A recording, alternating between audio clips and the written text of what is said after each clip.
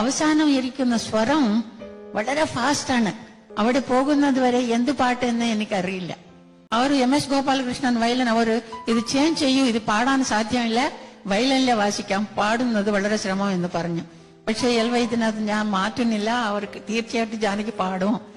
എന്തെങ്കിലും ഒരു ചെറിയൊരു അഹങ്കാരം പാട്ടുകാരിയാണെന്ന് ഒരു അഹങ്കാരം ആർക്കെങ്കിലും ഉണ്ടെങ്കിൽ ഈ ഒരു പാട്ട് കേട്ടാൽ അത് ഇതൊക്കെ ലൈവ് ഒറ്റയടിക്ക് പാടിയതാന്ന് ഓർക്കും.